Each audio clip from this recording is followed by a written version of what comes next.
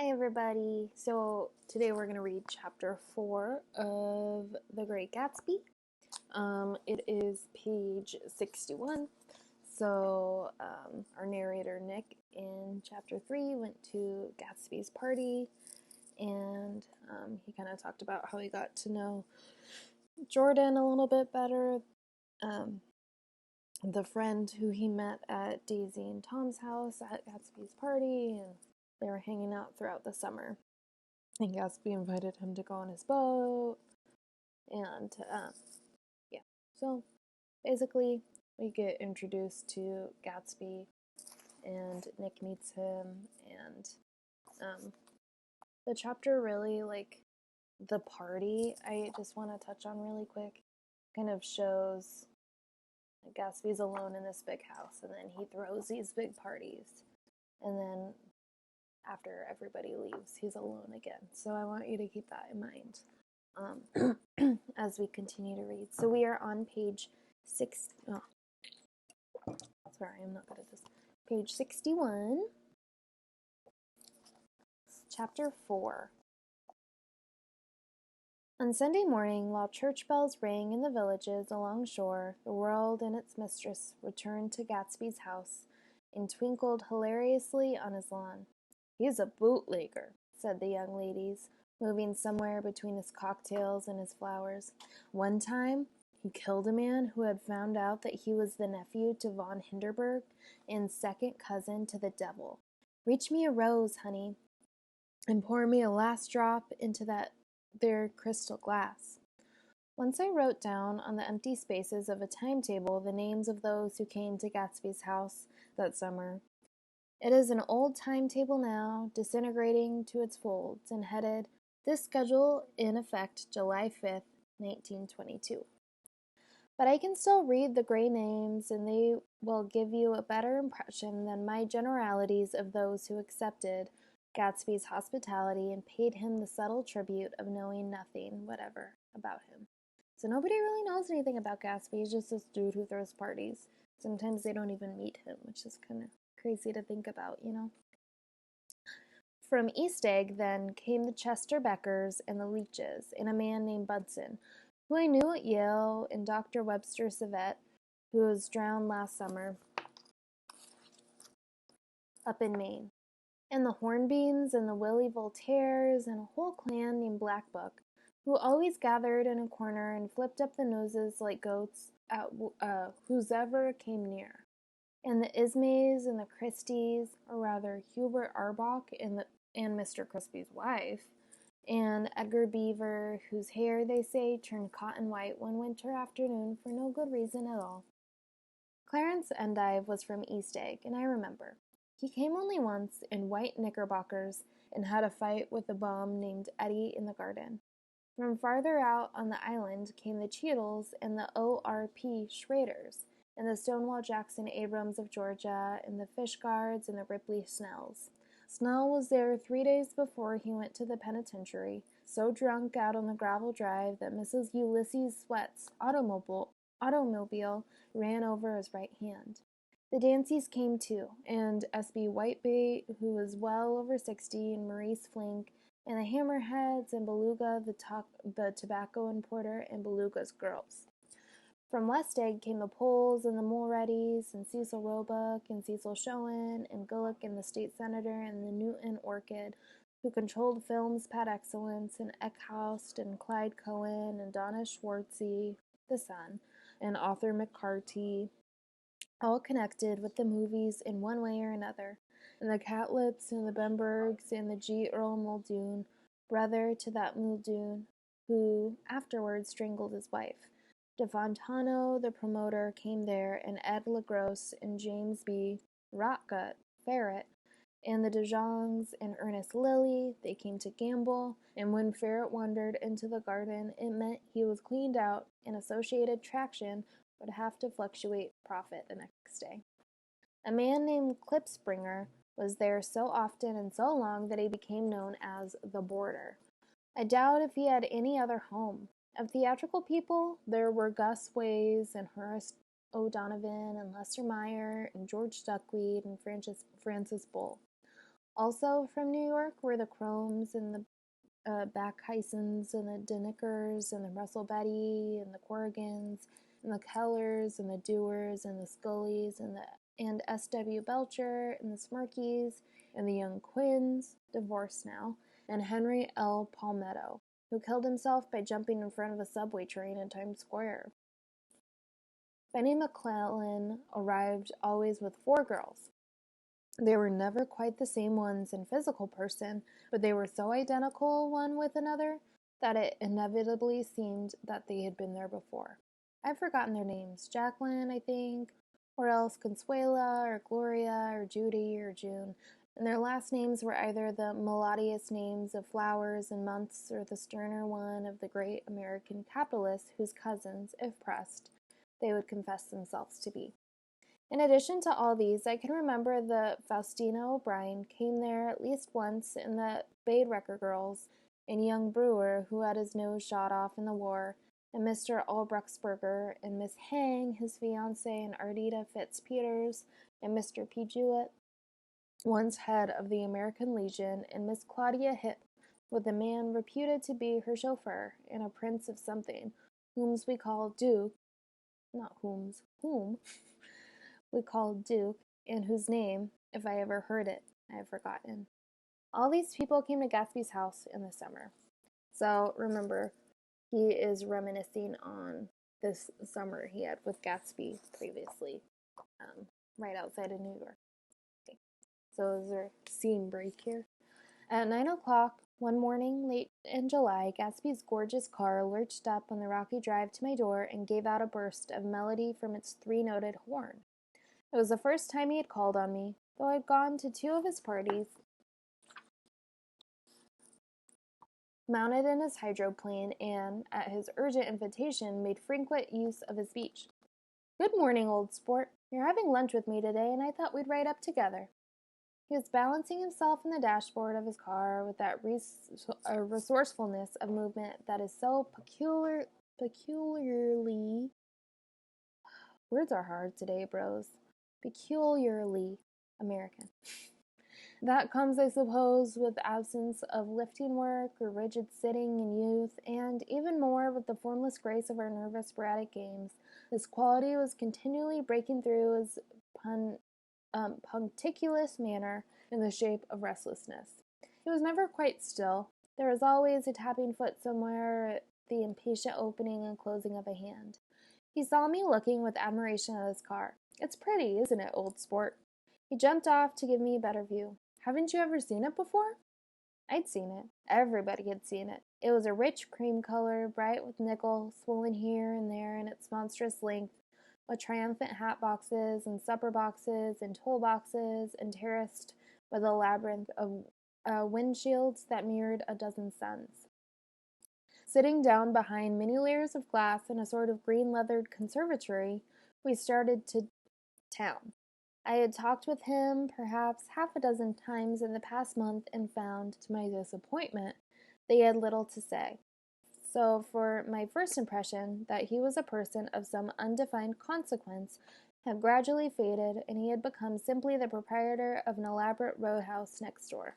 So he's basically saying Gatsby has, like, no personality at this point. He's just some rich dude next door.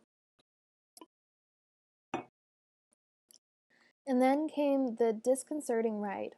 We hadn't reached West Egg Village before Gatsby began leaving his elegant sentences unfinished and slapping himself indecisively on the knee of his caramel-colored suit.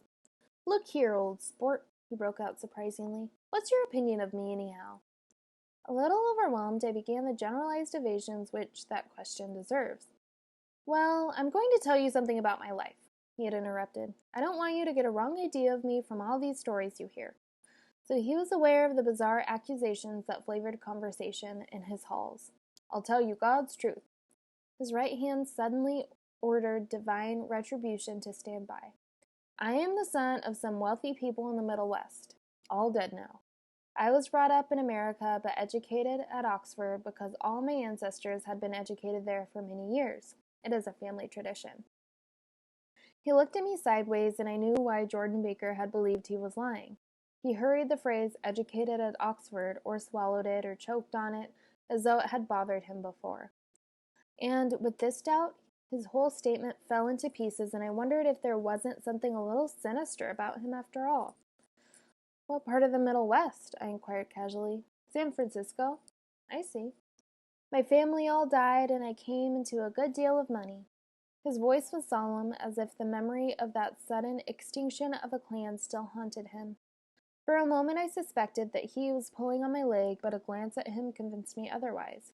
"After that I lived like a young Raja in all the capitals of Europe: Paris, Venice, Rome, collecting jewels, chiefly rubies, hunting big game, painting a little, things for myself only, and trying to forget something very sad that happened to me a long time ago." Top of page 66. With an effort I managed to restrain my incredulous laughter. The very phrases were worn so threadbare that they evoked no image except that of a turbaned character, leaking sawdust at every pore as he pursued a tiger through the Bois de Boulogne. "Then came the war, old sport. It was a great relief, and I tried very hard to die, but I seemed to bear an enchanted life.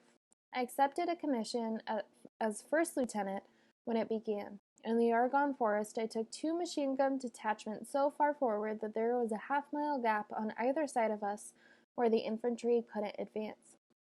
We stayed out there 2 days and 2 nights, 130 men with 16 Lewis guns, and when the infantry came up, at last they found the insignia of 3 German divisions among the piles of dead. I was promoted to be major, and every Allied government gave me a decoration, even Montenegro. Little Montenegro down in the Adriatic Sea. Little Montenegro!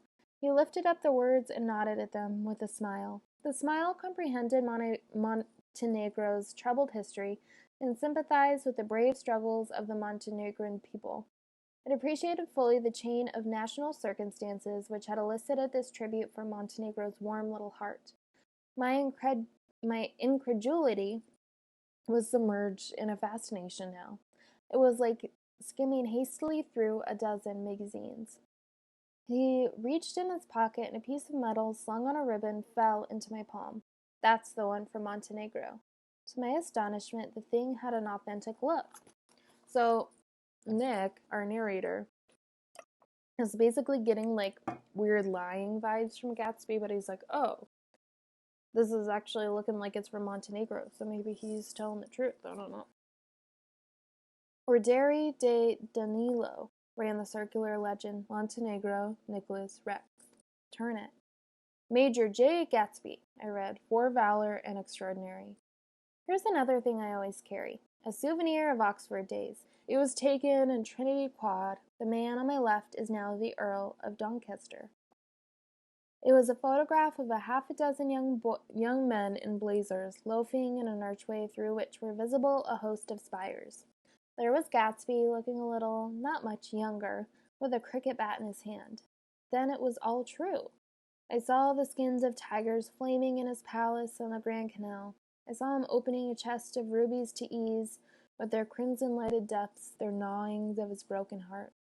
"I'm going to make a big request of you today," he said, pocketing his souvenirs with satisfaction. "So I thought you ought to know something about me. I didn't want you to think I was just some nobody. You see, I usually find myself among strangers because I drift here and there, trying to forget the sad thing that happened to me." He hesitated. "You'll hear about it this afternoon." "At lunch?" "No, this afternoon. I happened to find out that you're taking Miss Baker to tea." "Do you mean you're in love with Miss Baker?" "No, old sport, I'm not. But Miss Baker had kindly consented to speak to you about this matter." I hadn't the faintest idea what this matter was, but I was more annoyed than interested. I hadn't asked Jordan to tea in order to discuss Mr. J. Gatsby. I was sure the request would be something utterly fantastic, and for a moment I was sorry I'd ever set foot into his overpopulated lawn. He wouldn't say another word. His correctness grew on him as we neared the city. We passed Port Roosevelt, where there was a glimpse of red-belted ocean-going ships, and sped along a cobbled slum lined with the dark, undeserted saloons of the faded gilt 1900s. Then the Valley of Ashes opened out on both sides of us, and I had a glimpse of Mrs. Wilson, straining at the garage pump with the panting vitality as we went by. With fenders spread like wings, we scattered light through the half Astoria, only half, for as we twisted among the pillars of the elevated, I heard the familiar jug jug spat of a motorcycle, and a frantic policeman rode alongside. "All right, old sport," called Gatsby. We slowed down. Taking a white card from his wallet, he waved it before the man's eyes. "Right you are," agreed the policeman, tipping his cap. "Know you next time, Mr. Gatsby. Excuse me." "What was that?" I inquired. "The picture of Oxford? I was able to do the commissioner a favor once, and he sends me a Christmas card each year.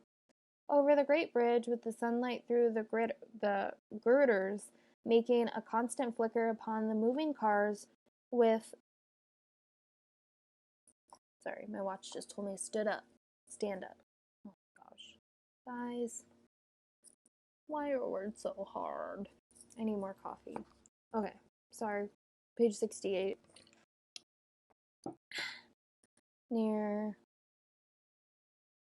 the second to last paragraph on there. Okay.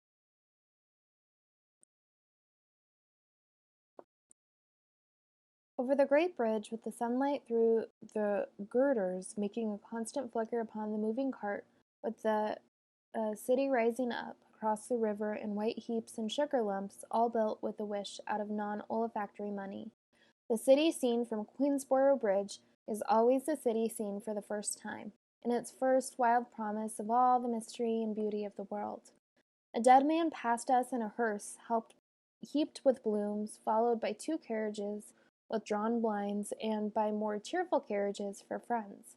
The friends looked out at us with the tragic eyes and the short upper lips of southeastern Europe, and I was glad that the sight of Gatsby's splendid car was included in their somber holiday. As we crossed Blackwell's Island, a limousine passed us, driven by a white chauffeur, in which sat three modish Negroes, 2 bucks, and a girl. I laughed aloud as the yolks of their eyeballs rolled toward us in haughty rivalry. Anything can happen now that we've all slid over this bridge, I thought. Anything at all. Even Gatsby's could happen, without any particular wonder. Remember again, 1920s, very racist. Roaring noon. In a well-fanned 42nd Street cellar, I met Gatsby for lunch. Blinking away the brightness of the street outside, my eyes picked him out obscurely in the anteroom, talking to another man. "Mr. Carroway, this is my friend Mr. Wolfsheim." A small, flat-nosed Jew raised his large head and regarded me with 2 fine growths of hair which luxuriated in either nostril. After a moment I discovered his tiny eyes in the half-darkness. "So I took one look at him," said Mr. Wolfsheim, shaking my hand earnestly. "And what do you think I did?" "What?" I inquired politely. But evidently he was not addressing me, for he dropped my hand and covered Gatsby with his expressive nose. "I handed the money to Catspaw, and I said, 'All right, Catspaw, don't make him a penny till he shuts his mouth.' He shut it then and there." Gatsby took an arm of each of us and moved forward into the restaurant, whereupon Mr. Wolfsheim swallowed a new sentence he was starting and lapsed into a somnambulatory abstraction. Top of page 70. "Highballs?" asked the head waiter. "This is a nice restaurant here," said Mr. Wolfsheim, looking at the Presbyterian nymphs on the ceiling, "but I like across the street better." "Yes, highballs," agreed Gatsby, and then to Mr. Wolfsheim, "It's too hot over there." "Hot and small, yes," said Mr. Wolfsheim, "but full of memories." "What place is that?" I asked. "The old Metropole," said Gatsby. "The old Metropole," brooded Mr. Wolfsheim gloomily. "Filled with the faces dead and gone, filled with the friends gone now forever. I can't forget so long as I lived the night they shot Rosie Rosenthal there. It was 6 of us at the table, and Rosie had eaten and drunk a lot all evening. When it was almost morning, the waiter came up to him with a funny look and says somebody wants to speak to him outside. 'All right,' says Rosie, and began to get up, and I pulled him down in his chair. 'Let them bastards come in here if they want you, Rosie, but don't you, so help me, move outside this room.' It was 4 o'clock in the morning then, and if we'd have raised the blinds, we'd seen daylight." "Did he go?" I asked innocently. "Sure he went." Mr. Wolfsheim's nose flashed at me indignantly. "He turned around in the door and says, 'Don't let that waiter take away my coffee.' Then he went out on the sidewalk, and they shot him 3 times in his full belly and drove away." "4 of them were electrocuted," I said, remembering. "5, with Becker." His nostrils turned to me in an interested way. "I understand you're looking for a business connection." The juxtaposition of these two remarks was startling. Gatsby answered for me. "Oh, no," he explained. "This isn't the man." "No?" said Mr. Wolfsheim, seeming disappointed. "This is just a friend. I told you we'd talk about that some other time." "I beg your pardon," said Mr. Wolfsheim. "I had a wrong man." A succulent hash arrived, and Mr. Wolfsheim, forgetting the more sentimental atmosphere of the old metropole, began to eat with ferocious delicacy. His eyes, meanwhile, roved very slowly all around the room. He completed the arc by turning to inspect the people directly behind. I think that, except for my presence, he would have taken one short glance beneath our own table. "Look here, old sport," said Gatsby, leaning towards me. "I'm afraid I made you a little angry this morning in the car." There was a smile again, but this time I held out against it. "I don't like mysteries," I answered, "and I don't understand why you won't come out and frankly tell me what you want. Why has it all got to come through Miss Baker?" "Oh, it's nothing underhand," he assured me. "Miss Baker's a great sportswoman, you know, and she'd never do anything that wasn't all right." Suddenly he looked at his watch, jumped up, and hurried from the room, leaving me with Mr. Wolfsheim at the table. "He has no telephone," said Mr. Wolfsheim, following him with his eyes. "Fine fellow, isn't he? Handsome to look at, and a perfect gentleman." "Yes." "He's an Oxford man." "Oh." "He went to Oxford College in England. Do you know Oxford College?" "I've heard of it." "It's one of the most famous colleges in the world." "Have you known Gatsby for a long time?" I inquired. "Several years," he answered in a gratified way. "I made the pleasure of his acquaintance just after the war, but I knew I had discovered a man of fine breeding after I talked with him an hour. I said to myself, 'There's the kind of man you'd like to take home and introduce to your mother and sister.'" He paused. "I see you're looking at my cuff buttons." I hadn't been looking at them, but I did now. They were composed of oddly familiar pieces of ivory. "Finest specimens of human molars," he informed me. "Well," I inspected them, "that's a very interesting idea." His cuff buttons were teeth. What the heck is this guy up to?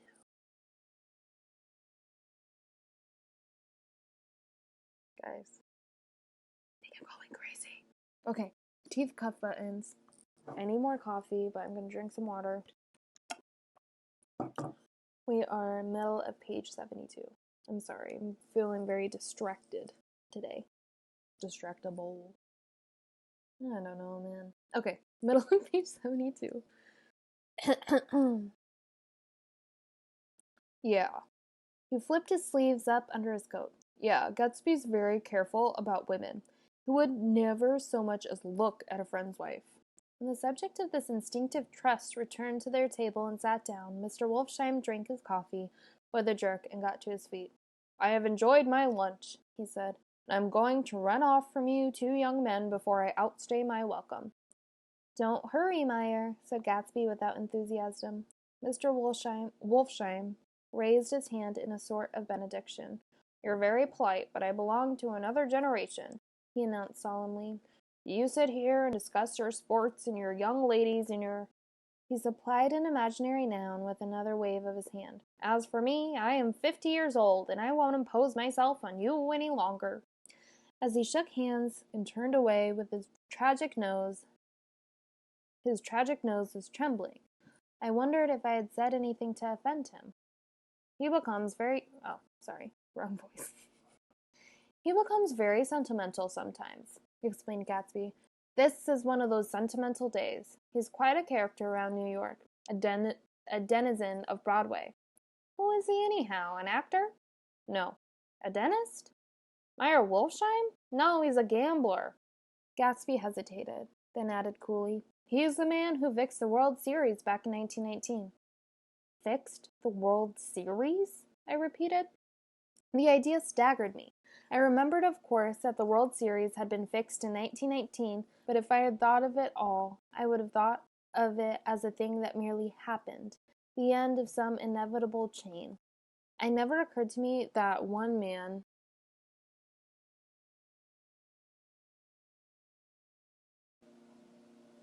Sorry, guys, I took a break and got some coffee.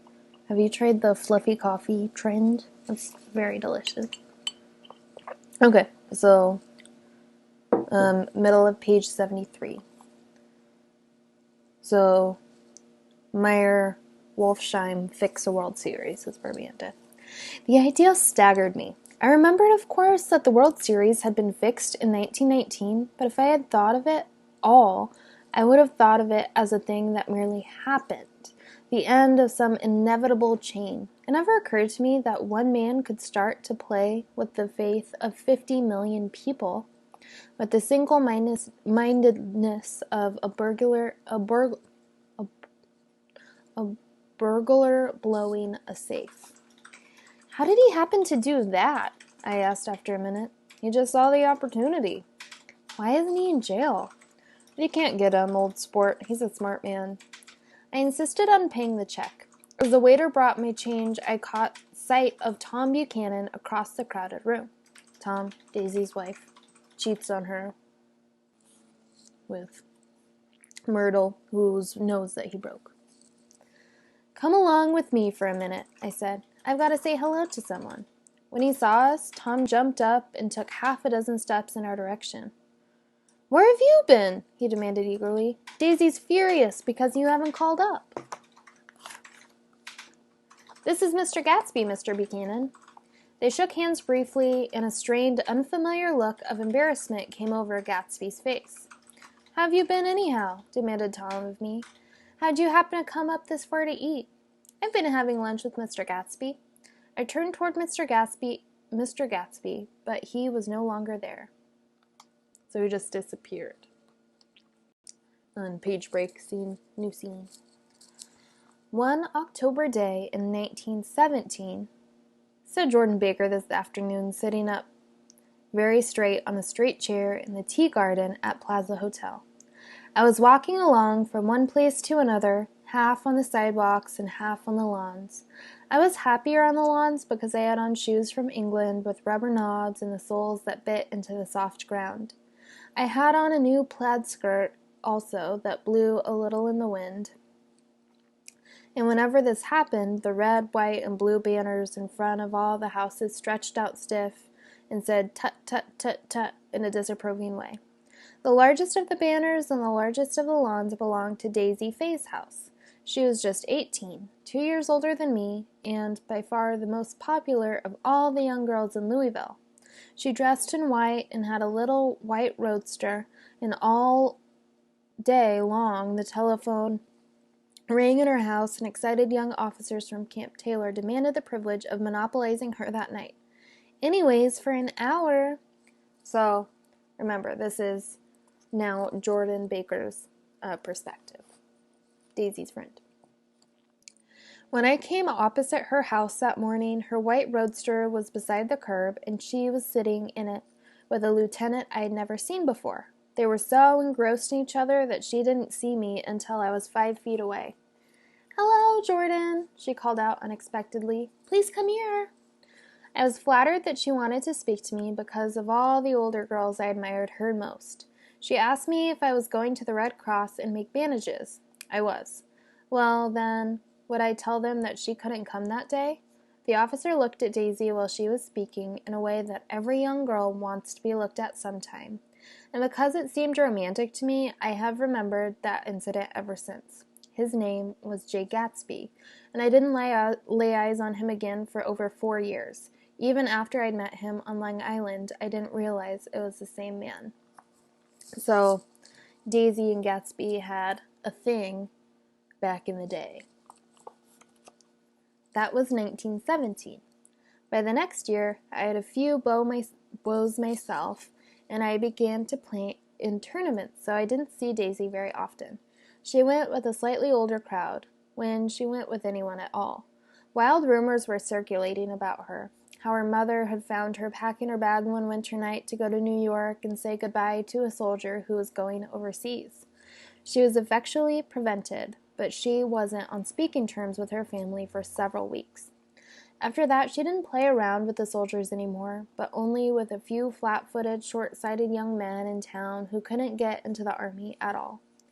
By the next autumn, she was gay again, gay as ever. She had a debut after the armistice, and in February, she was presumably engaged to a man from New Orleans. In June, she married Tom Buchanan of Chicago, with more pomp and circumstance than Louisville ever saw before. He came down with 100 people and 4 private cars and hired a whole floor of the Seelbach Hotel. And the day before the wedding, he gave her a string of pearls valued at $350,000. I was a bridesmaid. I came into her room half an hour before the bridal dinner and found her lying on her bed as lovely as the June night in her flowered dress, and as drunk as a monkey. She had a bottle of Sauterne in one hand and a letter in another. "Congratulate me," she muttered. "Never had a drink before, but oh, how I do enjoy it." "What's the matter, Daisy?" I was scared, I can tell you. I'd never seen a girl like that before. "Here, dears." She groped around in a wastebasket she had with her on the bed and pulled out the string of pearls. "Take 'em downstairs and give 'em back to whoever they belong to. Tell 'em all Daisy's changed her mind. Say Daisy's changed her mind." But Daisy changed her mind, so she doesn't want to get married to Tom while she's drunk at this moment. She began to cry. She cried and cried. I rushed out and found her mother's maid, and we locked the door and got her into a cold bath. She wouldn't let go of the letter. She took it into the tub with her and squeezed it up to a wet ball, and only let me leave it in the soap dish when she saw that it was coming to pieces like snow. But she didn't say a word. We gave her spirits of ammonia and put ice in her forehead and hooked her back into her dress, and half an hour later, when we walked out of the room, the pearls were around her neck, and the incident was over. Next day at 5 o'clock, she married Tom Buchanan without so much as a shiver, and started off on a 3-month trip to the South Seas. I saw them in Santa Barbara while they came back, and I thought I'd never seen a girl so mad about her husband. If he left the room for a minute, she'd look around uneasily and say, "Where's Tom gone?" and wear the most abstracted expression until she saw him coming into the door. She used to sit on the sand with his head in her lap by the hour, rubbing her fingers over his eyes and looking at him with unfathomable delight. It was touching to see them together. It made you laugh in a hushed, fascinated way. That was August. A week after I left Santa Barbara, Tom ran into a wagon on the Ventura Road one night and ripped a front wheel off of his car. The girl who was with him got into the papers too because her arm was broken. She was one of the chambermaids in the Santa Barbara hotel. So, presumably this is the first time that Tom was found to be cheating on Daisy. The next April, Daisy had her little girl, and they went to France for a year. I saw them one spring in Cannes, and later in Deauville, and then they came back to Chicago to settle down. Daisy was popular in Chicago, as you know. They moved with a fast crowd, all of them young and rich and wild, but she came out with an absolutely perfect reputation, perhaps because she doesn't drink. It's a great advantage not to drink among hard-drinking people. You can hold your tongue and, moreover, you can time any little irregularity of your own so that everybody else is so blind that they don't see or care. Perhaps Daisy never went in for the amour at all, and yet there's something in that voice of hers. Well, about 6 weeks ago, she heard the name Gatsby for the first time in years. It was when I asked you, do you remember? If you knew Gatsby in West Egg. After you had gone home, she came into my room and woke me up and said, "What Gatsby?" And when I described him, I was half asleep. She said in the strangest voice that it must be the man she used to know. It wasn't until then that I connected this Gatsby with the officer in her white car. When Jordan Baker, so scene change. So Jordan is not the narrator anymore. It's going back to Nick. When Jordan Baker had finished telling all of this, we had left the plaza for half an hour and were driving in a Victoria through Central Park. The sun had gone down behind the tall apartments of the movie stars in the West 50s, and the clear voices of children, already gathered like crickets on the grass, rose through the hot twilight. I'm the Sheik of Araby. Your love belongs to me. At night when you're asleep, into your tent I'll creep. It was a strange coincidence, I said. But it wasn't a coincidence at all. Why not? Gatsby bought that house so that Daisy would just be across the bay.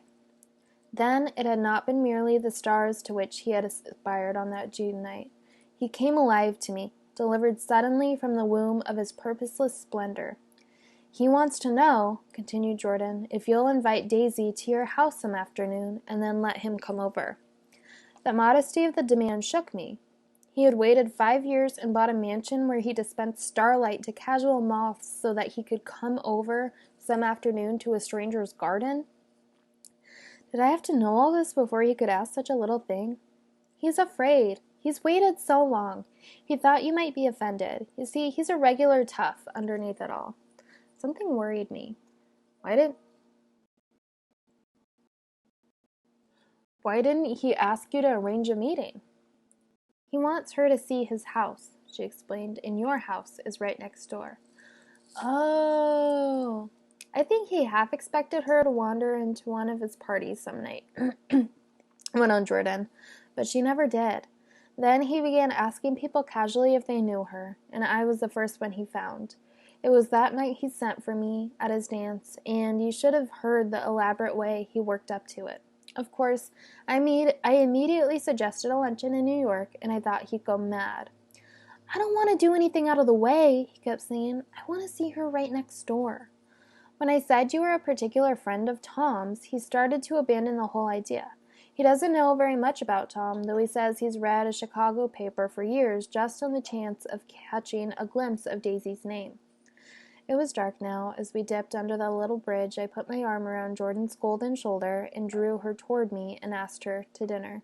Suddenly, I wasn't thinking of Daisy and Gatsby anymore, but of this clean, hard, limited person who dealt in universal skepticism and who leaned back jauntily just within the circle of my arm. A phrase began to beat in my ears with a sort of heady excitement. There are only the pursued, the pursuing, the busy, and the tired. And Daisy ought to have something in her life, murmured Jordan to me. Does she want to see Gatsby? She's not to know about it. Gatsby doesn't want her to know. You're just supposed to invite her to tea. We passed a barrier of dark trees, and then the facade of 59th Street, a block of delicate pale light, beamed down into the park. Unlike Gatsby and Tom Buchanan, I had no girl whose disembodied face floated along the dark cornices and blinding signs, and so I drew up the girl beside me, tightening my arms. Her wan, scornful mouth smiled, and so I drew her up again closer, this time to my face. So, in this one, we hear Jordan telling a story about how Gatsby and Daisy were basically in love, and Gatsby bought this whole house just so he would be near her, even though he knows that she's married. So he wants them to arrange this whole meeting because, remember, our narrator is Daisy's cousin. So everybody's intertwined, and then it seems like Nick and Jordan are starting to be romantic. Okay, so let me know if you have any questions, and I'll talk to you guys later. Bye.